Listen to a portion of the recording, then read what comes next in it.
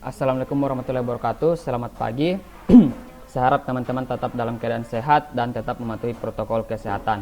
Nah, pembahasan kali ini kami dari kelompok 1 akan membahas mengenai drainase perkotaan. Adapun poin-poin yang akan kita bahas dalam kesempatan kali ini yaitu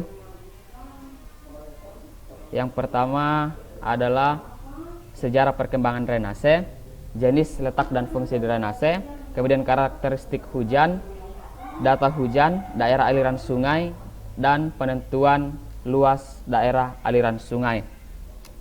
Nah, untuk mempersingkat waktu, kita langsung saja masuk pada pembahasan pertama, pokok pembahasan pertama, yaitu sejarah perkembangan drainase.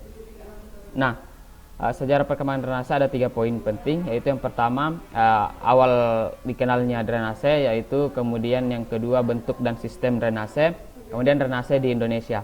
Nah, manusia telah mengenal akan sistem drainase atau memikirkan tentang sistem pembuangan limpasan air hujan pada zaman Romawi kuno. Nah, bangunan drainase perkotaan pada pertama kali dibuat di Romawi berupa saluran bawah tanah yang cukup besar yang digunakan untuk menampung buangan aliran air hujan. Nah, pada awalnya drainase dibangun di bawah tanah yang cukup besar. Kemudian maksud saya berupa terowongan yang cukup besar yang tersusun dari batu ataupun bata.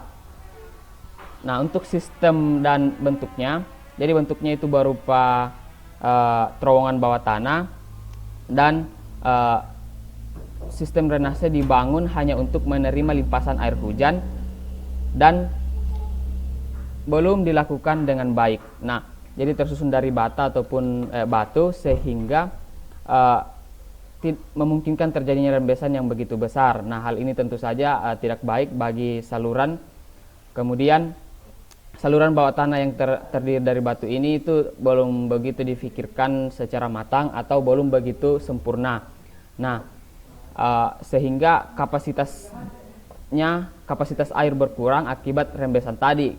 Jadi kembali lagi, karena terbuat dari susunan batu sehingga memungkinkan terjadinya rembesan. Kemudian pada beberapa kasus juga tidak memiliki kemiringan yang begitu baik atau kemiringannya yang belum begitu difikirkan sehingga dapat terjadi genangan ataupun penampungan tidak bekerja begitu maksimal. Nah, air limpasan hujan yang diterima oleh gorong-gorong limpasan ini kemudian disalurkan ke saluran pembuangan terdekat atau saluran penampungan terdekat.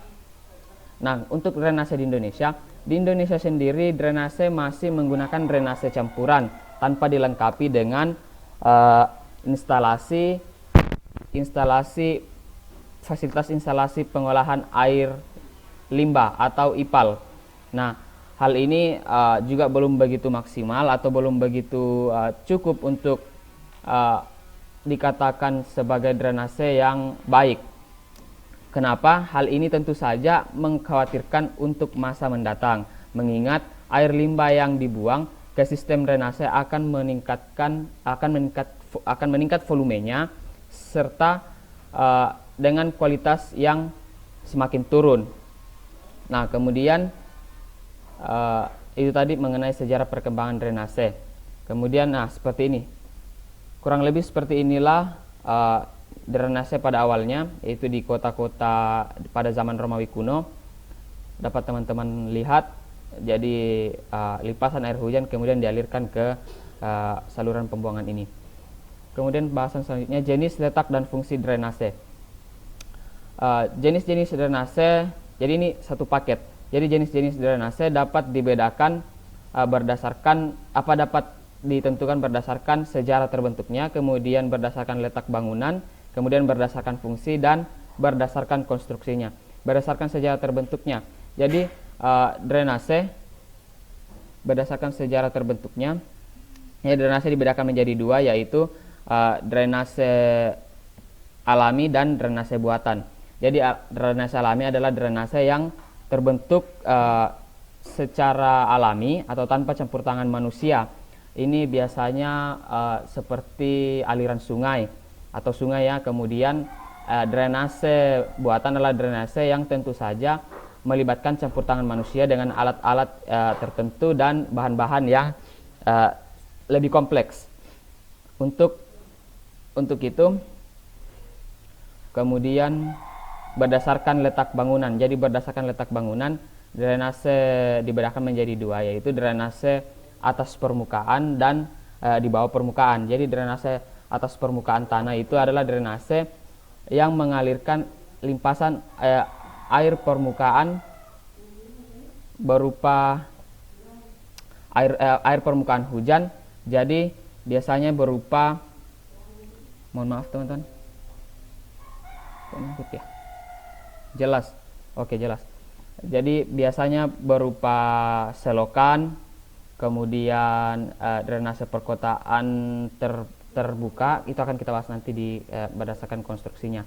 Nah, itu berdasarkan fungsi. Kemudian drainase tertutup, letak bangunan ya, mohon maaf. Jadi drainase bawah tanah itu drainase yang mengalirkan air permukaan melalui saluran bawah tanah seperti pipa. Nah, untuk itu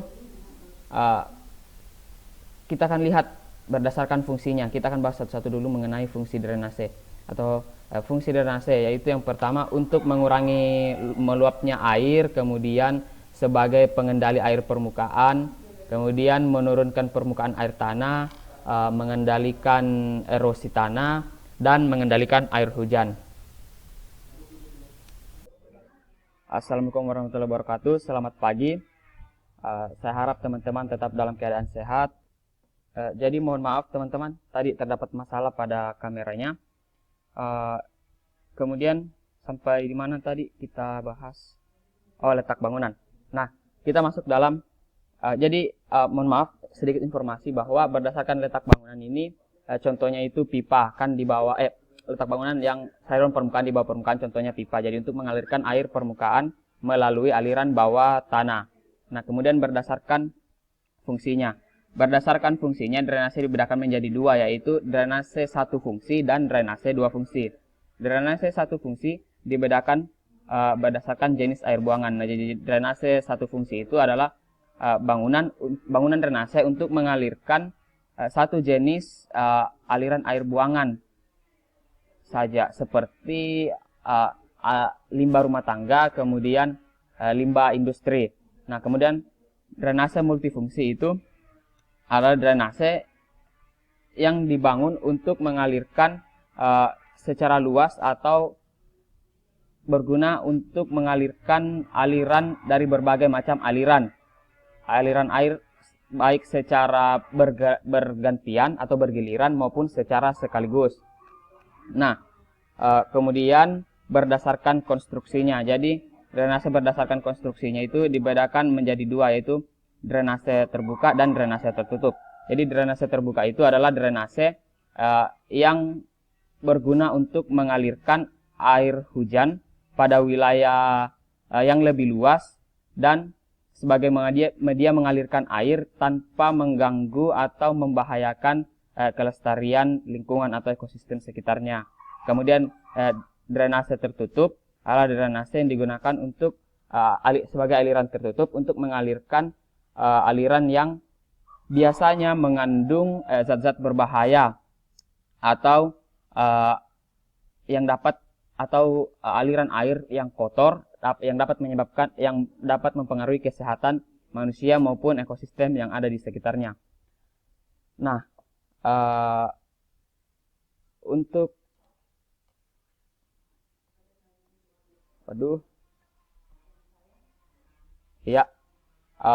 mungkin demikian yang dapat saya sampaikan.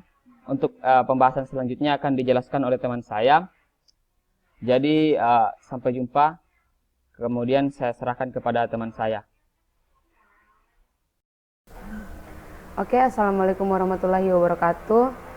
Saya akan melanjutkan materi dari yang sudah dijelaskan oleh teman saya, Ade Wahyu Setnupu. Di sini saya akan menjelaskan tentang karakteristik hujan dan data hujan. Nah, langsung saja kita masuk ke dalam materi. Karakteristik hujan yang pertama itu sebelum terjadi hujan biasanya terdapat ciri-ciri yang nampak seperti langit yang mendung, suhu di sekitar menjadi panas walaupun langit mendung, angin yang cukup besar, dan beberapa burung akan terlihat terbang berputar-putar di atas sarangnya ketika akan turun hujan dan lain sebagainya. Nah, ini sudah kita tahu bersama ciri-ciri hujannya karena pasti di daerah kita sering terjadi yang namanya hujan. Yang kedua itu titik-titik hujan yang jatuh ke permukaan bumi umumnya memiliki jari-jari sekitar 5-20 mm dan jatuh dengan kecepatan rata-rata 0,01 sampai 5 cm per detik. Yang ketiga, besar kecilnya titik-titik hujan dapat tergantung dari pengembunan partikel asap atau adanya tabrakan antara titik-titik hujan dengan air tawar. Yang keempat itu, tidak semua titik-titik air hujan yang terbentuk di awan akan jatuh dan akan sampai ke permukaan bumi. Hal ini disebabkan oleh karena kecepatan aliran udara ke atas jauh lebih tinggi dan juga karena adanya lapisan udara yang lebih hangat di bawah titik-titik hujan yang jatuh sehingga mengakibatkan sebagian titik-titik air tersebut mengalami penguapan kembali bukan jatuh ke permukaan. Nah, selanjutnya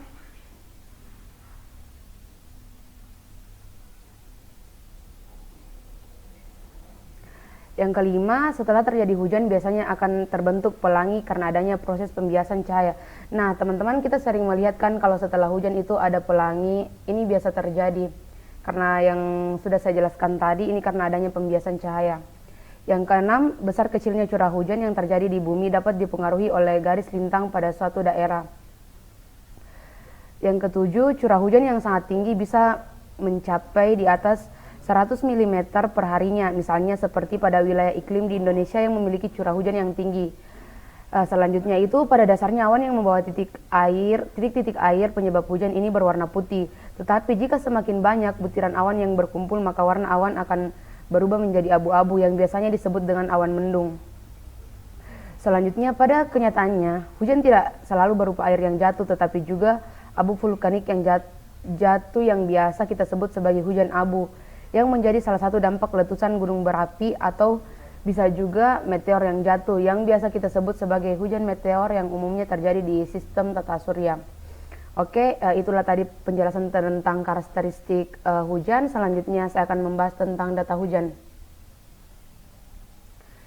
Nah, teman-teman, inilah dia gambar analisis dari curah hujan yang ada di Indonesia. Ini kami ambil dari internet, sumbernya itu dari BMKG. Ini peta analisisnya ya, bisa diperhatikan. Jika nanti ada yang mau meminta, bisa calling kontak person dari teman-teman kami. Oke, selanjutnya saya akan memperlihatkan data hujan dalam bentuk Excel. Nah, ini dia teman-teman. Oke, sahabat drainase perkotaan. Inilah dia tabel curah hujannya. Sebelumnya kami sudah berusaha mencari data hujan yang terbaru, namun kami tidak mendapatkannya dan kami hanya mendapatkan data hujan sampai dari 2011 sampai 2015 bisa dilihat. Dan di sini lumayan lengkap teman-teman karena di sini ada penjelasan jumlah curah hujan dalam satuan mili dan jumlah hari hujan.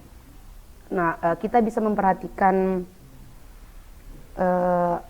ini data hujan untuk Sulawesi Barat, bisa diperhatikan sendiri. Saya rasa sudah jelas. Jika ada yang ingin meminta data curah hujan, bisa diminta di kelompok kami. Atau ada yang memiliki data yang lebih lengkap dari ini. Oke, sekian penjelasan dari saya. Ini akan dilanjutkan oleh rekan saya William di materi selanjutnya. Wassalamualaikum warahmatullahi wabarakatuh. Assalamualaikum warahmatullahi wabarakatuh. Jadi saya akan menjelaskan daerah aliran sungai sebagai lanjutan dari materi sebelumnya yang sudah dijelaskan oleh rekan saya Windasari. Saya akan menjelaskan materi tentang daerah aliran sungai. Daerah aliran sungai adalah daerah yang dibatasi punggung-punggung gunung di mana air hujan yang jatuh pada daerah tersebut ditampung oleh punggung gunung tersebut dan akan dialirkan melalui sungai-sungai kecil ke sungai utama. Daerah aliran sungai watershed atau dalam skala luasan kecil disebut catchment area adalah suatu wilayah daratan yang dibatasi oleh punggung bukit atau batas-batas pemisah topografi yang berfungsi menerima, menyimpan dan mengalirkan curah hujan yang jatuh di atasnya ke alur-alur sungai dan terus mengalir ke anak sungai dan ke sungai utama, akhirnya bermuara ke danau atau waduk atau ke laut. Daerah aliran sungai berguna untuk menerima dan mengalirkan air hujan yang jatuh di atasnya melalui sungai. Air pada das merupakan aliran yang mengalami siklus hidrologi secara alamiah. Pada umumnya, bentuk das dapat dibagi menjadi 4 macam. Dilansir dari Dasar-Dasar Hidrologi tahun 1990, berikut 4 bentuk das. Yang pertama adalah bulu burung atau memanjang. Yang kedua adalah radial, yang ketiga adalah paralel, yang keempat adalah kompleks. Dan berikut adalah contoh atau bentuk-bentuk dari daerah aliran sungai. Bisa teman-teman lihat sekalian. Ini yang pertama adalah polidentik, pola rektangular, pola pinet, pola trellis, pola anular, pola paralel, pola radial, pola sentripetal. Demikian materi dari saya. Sekian dan terima kasih, kurang lebihnya mohon dimaafkan. Oke, assalamualaikum warahmatullahi wabarakatuh. Kali ini saya akan melanjutkan materi yang telah dijelaskan oleh saudara William. Kali ini saya akan membahas tentang penentuan luas das. Perkenalkan, nama saya Basri, Prodi Teknik Sipil Universitas Sulawesi Barat.